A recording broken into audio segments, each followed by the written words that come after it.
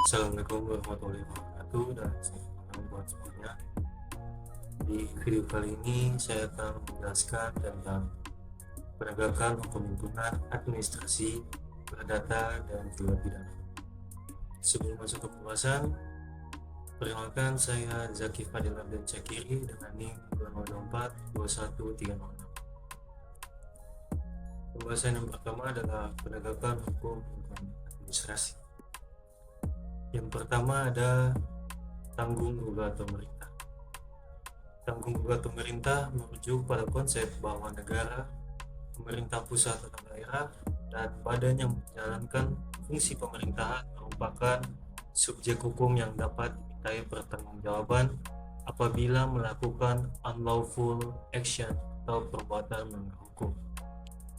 Dalam konteks lingkungan, tanggung gugat bukan hanya soal ganti rugi finansial, tapi juga pemulihan lingkungan, yang berarti pemerintah atau instansi negara dapat digugat secara hukum atas kerusakan atau pencemaran lingkungan yang diakibatkan oleh keputusan, tindakan, atau kelalaiannya.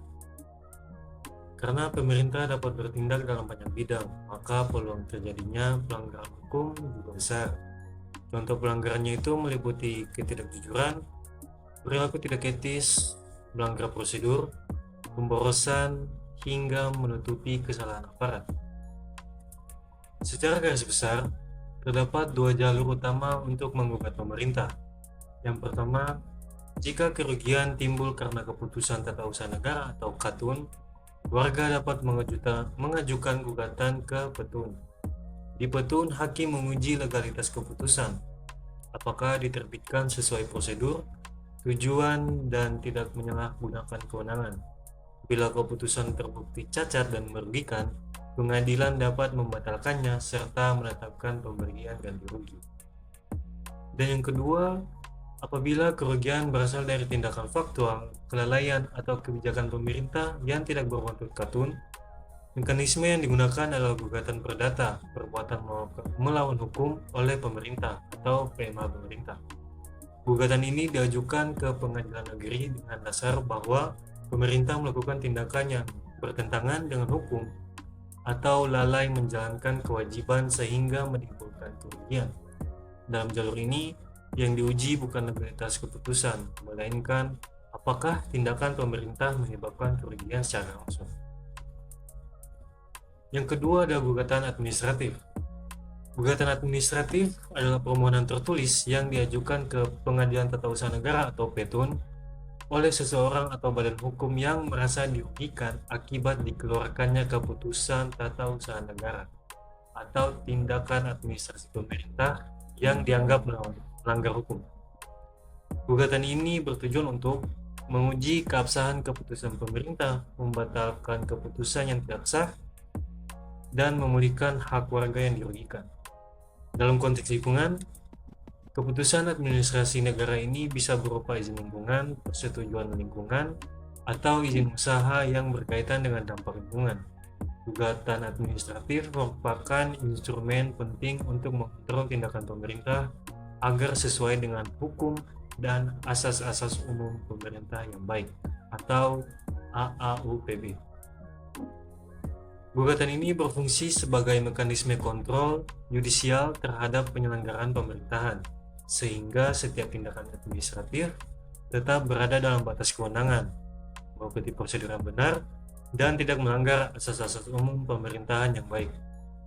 Melalui gugatan administratif, pengadilan dapat menilai apakah keputusan pemerintah dikeluarkan secara sah atau justru menyimpang dari aturan, serta memastikan bahwa pejabat tidak menyalahgunakan kewenangannya.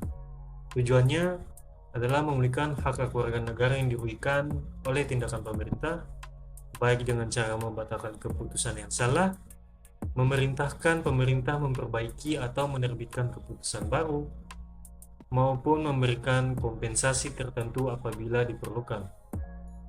Selain sebagai sarana pemulihan hak, gugatan administratif juga bertujuan mendorong pemerintahan yang lebih akuntabel, transparan, dan patuh hukum. Dengan adanya mekanisme ini, pemerintah terdorong untuk selalu berhati-hati dan profesional dalam membuat keputusan, karena setiap tindakan dapat diuji legalitasnya di hadapan hakim. Dan pada akhirnya, keberadaan gugatan administratif menjaga keseimbangan hubungan antara negara dan warga negara, memastikan bahwa kekuasaan pemerintah tidak digunakan secara sewenang-wenang. Yang ketiga ada peradilan tata usaha negara. Pengadilan tata usaha negara atau PETUN adalah lembaga peradilan dalam lingkungan peradilan tata usaha negara yang berwenang memeriksa, memutus, dan menyelesaikan sengketa antara warga atau badan hukum perdata dengan pejabat atau badan pemerintahan akibat keputusan tata usaha negara atau keputusan TUN yang dianggap melanggar hukum atau merugikan hak seseorang. PETUN itu berfungsi sebagai lembaga peradilan yang mengawasi dan menguji tindakan serta keputusan pejabat pemerintahan, khususnya keputusan tata usaha negara yang bersifat konkret, individual, dan final. Melalui proses peradilan, PETUN juga memastikan bahwa pemerintah bertindak sesuai hukum, prosedur, kewenangan, serta asas-asas pemerintahan yang baik atau HUPB. Tujuan PETUN adalah memberikan keadilan dan kepastian hukum bagi masyarakat dalam hubungan mereka dengan pemerintah. PETUN bertujuan mencegah tindakan sewenang-wenang, memperbaiki atau membatalkan keputusan pemerintah yang melanggar hukum, serta memulihkan hak warga negara yang dirugikan. Peran PETUN dalam penegakan hukum lingkungan administratif terlihat dari kewenangannya menguji dan mengawasi keputusan pemerintah yang berkaitan dengan izin dan kebijakan lingkungan. PETUN memastikan bahwa setiap tindakan administratif seperti penerbitan izin lingkungan, persetujuan AMDAL, pemberian sanksi administratif atau penghentian izin usaha dilakukan sesuai prosedur, hukum, dan asas-asas pemerintahan yang baik. Ketika keputusan pemerintah mengabaikan kewajiban perlindungan lingkungan atau merugikan masyarakat, PETUN dapat membatalkan keputusan tersebut dan memerintahkan pemulihan hak warga. Dengan demikian, PETUN berperan penting dalam mencegah penyalahgunaan wewenang, memperkuat akuntabilitas pemerintah, serta menjaga agar kebijakan lingkungan tetap sesuai dengan prinsip kehati-hatian dan perlindungan terhadap lingkungan hidup. Yang keempat ada class action. Class action atau gugatan perwakilan kelompok adalah mekanisme gugatan di mana sekelompok masyarakat memiliki kepentingan dan kerugian yang sama, memberi kuasa kepada beberapa orang sebagai wakil untuk mengajukan gugatan ke pengadilan. Syarat utama dalam class action itu kesamaan faktor kerugian, dasar hukum, dan jenis tuntutan antara wakil kelompok dan anggota. Class action di lingkungan hidup. Class action digunakan oleh masyarakat atau LSM yang dirugikan terutama akibat pencemaran atau kerusakan lingkungan. Kaitan class action dengan penegakan hukum lingkungan administratif terletak pada fungsi class action sebagai sarana bagi masyarakat untuk menggugat keputusan atau tindakan pemerintah yang berkaitan dengan pengelolaan lingkungan ketika tindakan tersebut merugikan kelompok masyarakat secara luas. Dalam konteks hukum lingkungan administratif, banyak masalah lingkungan muncul dari keputusan administrasi pemerintah seperti penerbitan izin lingkungan, persetujuan AMDAL, atau kelalaian pengawasan. Jika keputusan ini melanggar hukum atau prosedur, masyarakat dapat menggunakan class action untuk menuntut pertanggungjawaban pemerintah melalui mekanisme peradilan termasuk di PETUN. Class action memungkinkan kelompok masyarakat yang terkena dampak pencemaran atau kerusakan lingkungan untuk menggugat secara bersama-sama, sehingga proses penegakan hukum menjadi lebih efisien dan memberikan daya tekan yang lebih kuat terhadap pemerintah. Melalui gugatan ini, pengadilan dapat menilai legalitas tindakan administratif, membatalkan izin yang bermasalah, atau memerintahkan pemulihan hak-hak masyarakat. Dengan demikian, class action menjadi instrumen penting yang memperkuat pengawasan publik terhadap kinerja administrasi pemerintah dan memastikan bahwa perlindungan lingkungan tetap berjalan sesuai peraturan-peraturan serta asas-asas pemerintah. Nah, tujuan class action dalam penegakan lingkungan administratif adalah untuk memberikan mekanisme hukum yang memungkinkan sekelompok masyarakat yang terkena dampak kerusakan atau pencemaran lingkungan akibat keputusan atau tindakan pemerintah dapat menggugat secara kolektif. Tujuan ini mencakup perlindungan hak masyarakat atas lingkungan hidup yang baik dan sehat, memastikan pemerintah bertanggung jawab atas keputusan administratif yang merugikan lingkungan, serta memulihkan kondisi lingkungan dan hak warga yang terdampak. Selain itu, class action juga bertujuan meningkatkan efektivitas penegakan hukum lingkungan, memperkuat kontrol publik terhadap administrasi negara, mendorong akuntabilitas dan transparansi pemerintah, serta mencegah terjadinya tindakan sewenang-wenang atau kelalaian pejabat dalam pengelolaan lingkungan. Dengan begitu, class action tidak hanya menjadi sarana pemulihan hak, tetapi juga instrumen preventif yang menjaga keberlanjutan. Dan yang kelima ada ganti rugi. Ganti rugi dalam hukum lingkungan administrasi adalah kompensasi atau penggantian kerugian yang diberikan oleh pemerintah atau pihak yang bertanggung jawab atas tindakan atau keputusan administrasi yang menyebabkan kerusakan lingkungan atau merugikan masyarakat. Kerugian bisa berupa kerusakan fisik lingkungan, kehilangan sumber daya alam, atau dampak sosial ekonomi akibat pencemaran dan kerusakan lingkungan. Ganti rugi ini tidak hanya bersifat material, tetapi bisa juga bersifat non-material, misalnya pemulihan kondisi lingkungan, rehabilitas lahan, atau jaminan perlindungan kesehatan masyarakat yang terdampak. Ganti rugi ini menempati posisi penting dalam sistem hukum lingkungan administratif karena berfungsi sebagai mekanisme pemulihan hak bagi masyarakat yang dirugikan akibat keputusan atau tindakan pemerintah yang melanggar hukum atau menimbulkan kerusakan lingkungan. Kedudukannya bersifat komplementer terhadap pengawasan administratif dan mekanisme peradilan termasuk petun dan class action, sehingga selain menilai legalitas keputusan pemerintah, penegakan hukum juga dapat menuntut kompensasi atau pemulihan kondisi lingkungan yang terdampak. Dalam praktiknya, ganti rugi bukan hanya berbentuk uang atau materi, tetapi juga bisa berupa tindakan rehabilitasi lingkungan atau perbaikan kualitas hidup masyarakat yang terdampak. Dengan demikian, ganti rugi menjadi instrumen penting untuk menegakkan akuntabilitas dan tanggung jawab pemerintah dalam pengelolaan lingkungan dan memastikan bahwa tindakan administratif yang merugikan masyarakat dapat diperbaiki dan mencegah penyalahgunaan wewenang atau kelalaian pejabat dalam pengambilan keputusan. Selanjutnya ada bentuk-bentuk ganti rugi. Yang pertama adalah ganti rugi material. Bentuk ini merupakan kompensasi finansial atau penggantian biaya yang timbul akibat kerusakan lingkungan. Contohnya, pemerintah atau perusahaan tambang membayar uang ganti rugi kepada warga desa akibat kerusakan lahan, pertanian, dan kehilangan hasil panen akibat limbah tambang. Yang kedua ada ganti rugi non material, meliputi kompensasi atas kerugian non finansial seperti kesehatan, kualitas hidup, atau dampak sosial akibat pencemaran lingkungan.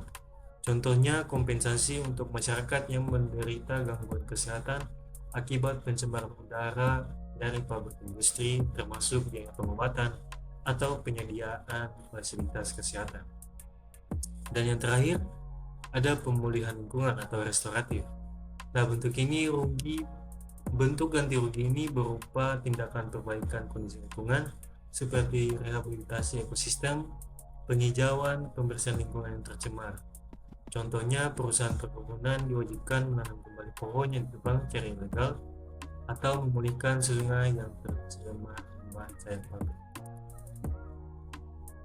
Selanjutnya, kita masuk ke penegakan hukum lingkungan perdata.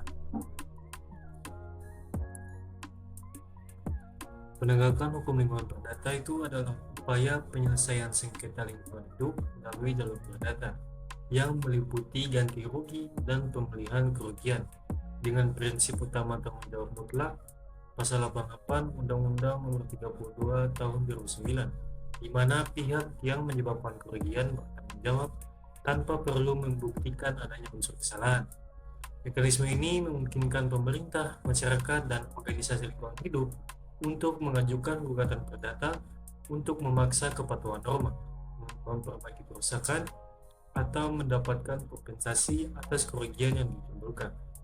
Beberapa berpendapat bahwa gugatan warga negara terhadap pemerintah karena dianggap lalai melindungi lingkungan hidup atau tidak melaksanakan kewajiban hukumnya. Nah, yang pertama itu adalah strict liability. Strict liability atau pertanggungjawaban mutlak adalah konsep hukum yang berarti seseorang atau badan hukum dapat dimintai pertanggungjawaban atas kerusakan yang terjadi meskipun tidak ada unsur kesalahan. Dalam sistem ini hanya ada mens rea atau unsur kesalahan.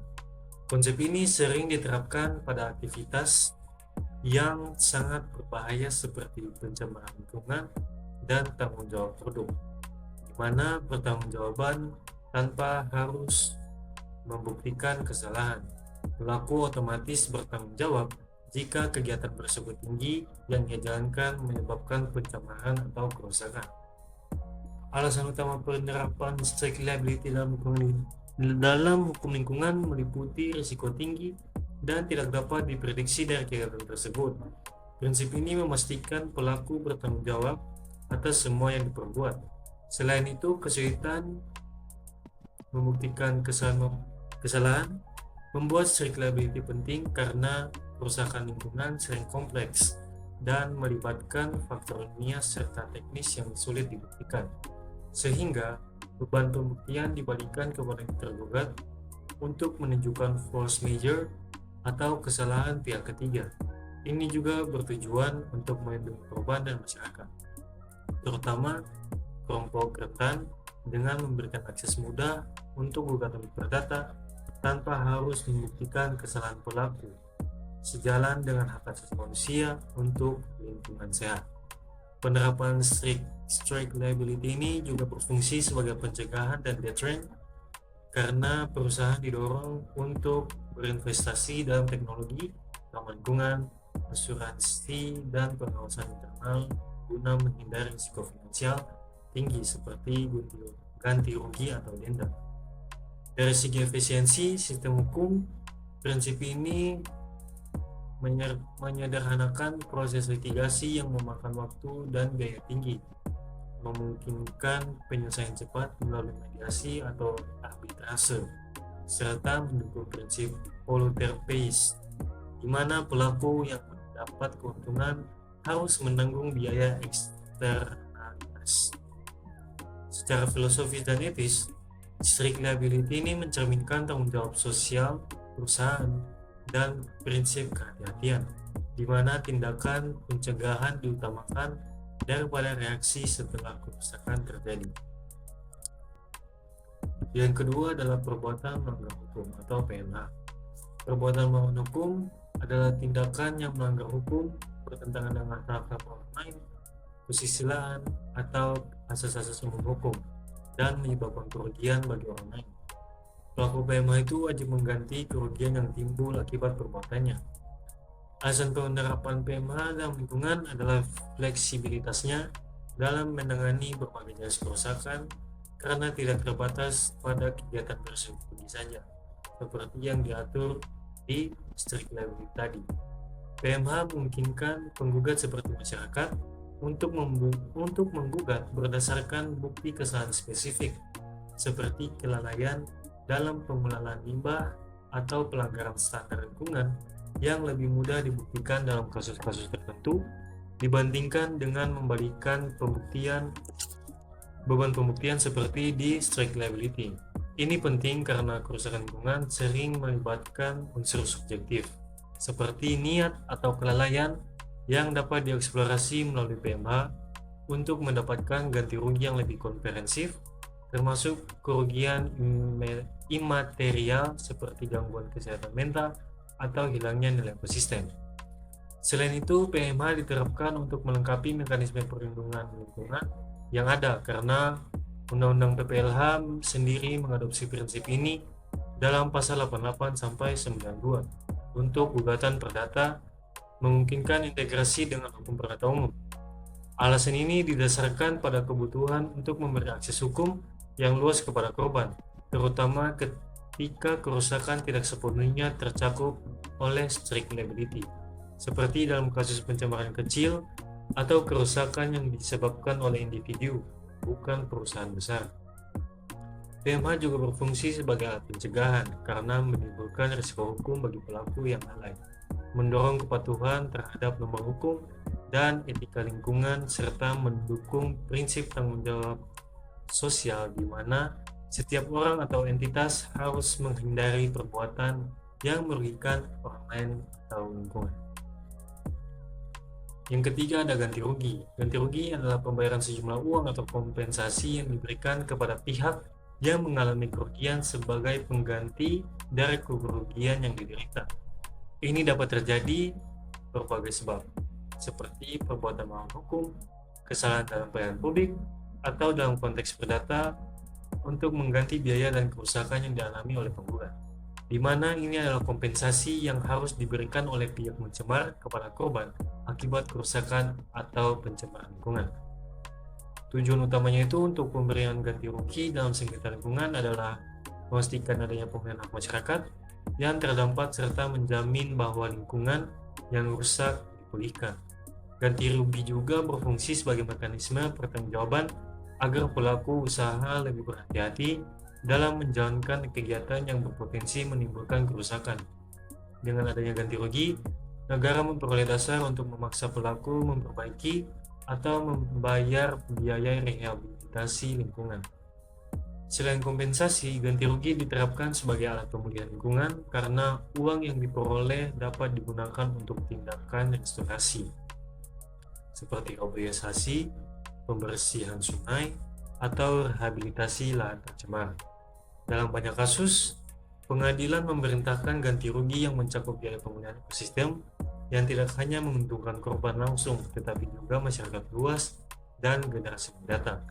Alasan ini didasarkan pada sifat irreversible dari banyak kerusakan lingkungan, di mana pemulihan fisik sering memerlukan investasi besar dan ganti rugi memberikan sumber dana untuk itu tanpa bergantung sepenuhnya kepada kemauan pelaku. Yang keempat ada class action. Class action adalah gugatan hukum yang diajukan oleh satu atau beberapa orang untuk mewakili sekelompok besar orang yang memiliki kesamaan dalam fakta, peristiwa, atau dasar hukum. Mekanisme ini bertujuan untuk efisiensi, menghemat biaya, dan menghindari keputusan yang berulang dengan memungkinkan kelompok yang dirugikan menuntut melalui perwakilan seperti dalam kasus konsumen, karyawan, atau masalah lingkungan. Class action diterapkan dengan tujuan untuk mengatasi kerusakan lingkungan skala besar yang mempengaruhi banyak korban secara efisien, memberikan akses keadilan bagi individu atau kelompok rentan yang tidak mampu menggugat secara individual, mencegah pelaku dari praktik berbahaya melalui risiko finansial tinggi, memfasilitasi pemulihan lingkungan secara holistik dengan pengumpulan dana ganti rugi bersama, serta mendorong partisipasi masyarakat dan transparansi dalam proses hukum untuk meningkatkan kesadaran dan demokratisasi perlindungan lingkungan. Class action diimplementasikan dalam penegakan hukum lingkungan perdata karena merupakan mekanisme yang paling efektif dan efisien untuk mengatasi kerugian lingkungan yang bersifat massal, memberikan akses keadilan bagi korban yang lemah sumber daya, dan menciptakan efek jera yang signifikan bagi pencemaran. Ciri-cirinya itu yang pertama ada perwakilan kelompok atau representatif, kedua ada kerugian dialami banyak orang dalam bentuk yang sama, yang ketiga ada efektif untuk kasus kerusakan massal, dan yang terakhir putusan berlaku untuk seluruh kelompok. Dan yang kelima ada citizen lawsuit atau disingkat CLS. CLS adalah gugatan warga negara untuk menggugat pemerintah atau institusi publik atas kelalaian dalam memenuhi hak warga negara, seperti hak atas lingkungan yang sehat atau hak memilih. Tidak seperti gugatan perdata biasa. Penggugat tidak perlu membuktikan kerugian material yang langsung dialami karena ia bertindak atas nama kepentingan publik. Tujuan dari citizen lawsuit ini dalam penegakan hukum lingkungan adalah untuk mendorong pertanggungjawaban negara atau pemerintah dalam melaksanakan kewajiban konstitusional dan undang-undang mereka terkait perlindungan dan pengelolaan lingkungan hidup. CLS bertujuan untuk memaksa badan atau pejabat pemerintah yang berwenang agar melakukan atau tidak melakukan suatu tindakan yang diwajibkan oleh undang-undang atau peraturan lingkungan yang dikenal sebagai tuntutan kebijakan, bukan ganti rugi material. Dan secara fundamental CLS berfungsi untuk memastikan pemerintah memenuhi kewajiban publiknya, misalnya membuat peraturan, menetapkan standar, melakukan pengawasan, atau menindaklanjuti, sehingga mewujudkan perlindungan hak setiap orang atas lingkungan hidup yang baik dan sehat sebagaimana dijamin oleh pasal 28H ayat 1 Undang-Undang 1945. Warga negara itu mengajukan gugatan ini karena hak konstitusional mereka dilanggar akibat kelalaian atau tindakan pemerintah yang merugikan lingkungan, bukan karena kerugian material pribadi. Demikian, CLS juga berfungsi sebagai alat kontrol sosial yang penting, mendorong transparansi dan akuntabilitas publik dalam kebijakan lingkungan, dan pada akhirnya bertujuan mencapai keadilan lingkungan atau environmental justice dengan memastikan negara menjalankan fungsinya sebagai penanggung jawab utama kelestarian lingkungan demi kepentingan generasi sekarang dan mendatang. Dan yang terakhir, ada penegakan hukum lingkungan pidana. Penegakan hukum lingkungan pidana adalah instrumen pamungkas atau ultimum remedium dalam sistem perlindungan dan pengelolaan lingkungan hidup yang secara spesifik berfokus pada penerapan sanksi-sanksi pidana terhadap setiap perbuatan yang secara tegas dikualifikasikan sebagai tindak pidana lingkungan menurut undang-undang. Dengan demikian, penegakan hukum lingkungan pidana adalah mekanisme penting yang menjamin bahwa kepentingan perlindungan lingkungan tidak hanya diatur melalui norma-norma perdata atau ganti rugi atau administratif, izin dan paksaan, tetapi juga dilindungi melalui ancaman hukuman badan dan denda finansial yang berat untuk menjaga kelestarian lingkungan demi kepentingan generasi saat ini dan generasi yang akan datang. Yang pertama adalah delik material dan formil. Delik material berfokus pada akibat dari suatu perbuatan di mana tindak pidana dianggap selesai hanya jika pencemaran atau kerusakan lingkungan benar-benar terwujud, sehingga penuntut harus membuktikan bahwa adanya hubungan sebab akibat antara perbuatan pelaku dengan kerugian lingkungan yang terjadi. Dan delik formil berfokus pada perbuatan itu sendiri. Tindak pidana dianggap selesai segera setelah pelaku melanggar ketentuan atau syarat administratif yang diterapkan dalam undang-undang, seperti melakukan usaha tanpa izin lingkungan dalam pasal 109 Undang-Undang PPLH, tanpa harus membuktikan bahwa telah terjadi kerusakan lingkungan. Yang kedua ada tindak pidana korporasi. Perkembangan tindak pidana di lingkungan Indonesia menunjukkan bahwa pelanggaran terhadap lingkungan sebagian besar dilakukan oleh badan usaha atau korporasi. Oleh karena itu, hukum lingkungan tidak hanya menempatkan individu sebagai subjek hukum, tetapi juga korporasi. Korporasi dapat dimintai pertanggungjawaban pidana ketika kegiatan usahanya mengakibatkan pencemaran atau kerusakan lingkungan dalam skala kecil hingga besar. Dalam proses pertanggungjawaban pidana korporasi, hukum memungkinkan penjatuhan pidana bukan hanya kepada badan usaha sebagai entitas hukum, tetapi juga pengambil keputusan seperti direktur, komisaris, atau pihak yang menggunakan perusahaan. Hal ini dilakukan agar sanksi pidana tidak hanya berhenti pada level administratif, tetapi menyentuh faktor utama yang memperoleh keuntungan dari aktivitas berbahaya bagi lingkungan. Sanksi pidana terhadap korporasi dapat bersifat variatif dan fleksibel sesuai dengan tingkat pelanggaran. Selain denda yang besar, penjatuhan pidana juga dapat berupa pencabutan izin usaha, penghentian operasional sementara, perampasan keuntungan yang diperoleh dari tindak pidana, dan perintah pemulihan lingkungan, bahkan pembubaran perusahaan dalam kasus ekstrim. Penjatuhan sanksi semacam ini menunjukkan bahwa penegakan hukum lingkungan tidak boleh hanya berfokus pada hukuman fisik kepada individu, tetapi harus mampu menyasar struktur ekonomi yang menjadi akar terjadinya kejahatan lingkungan. Ciri khas tindak pidana korporasi dalam hukum lingkungan terlihat pada adanya hubungan erat antara kepentingan ekonomi dan eksploitasi sumber daya alam. Kejahatan lingkungan seringkali dilakukan secara sistematis, terencana, dan melibatkan penggunaan teknologi serta modal yang besar. Oleh karena itu, mekanisme pembuktian tindak pidana korporasi biasanya lebih kompleks dibandingkan tindak pidana individual. Hal ini disebabkan karena diperlukan pembuktian mengenai keterkaitan yang jelas antara kebijakan perusahaan dan dampak lingkungan yang ditimbulkan. Selanjutnya ada penegakan hukum terpadu. Penegakan hukum terpadu adalah pendekatan integrated atau kolaboratif dalam menegakkan hukum, di mana beberapa instansi dan pihak terkait bekerja sama untuk mencegah, menindak, dan menyelesaikan pelanggaran hukum, termasuk di bidang lingkungan hidup. Pihak yang terlibat biasanya meliputi Kementerian Lingkungan Hidup dan Kehutanan atau KLHK, pemerintah daerah, polisi dan kejaksaan, dan masyarakat dan badan hukum atau korporasi.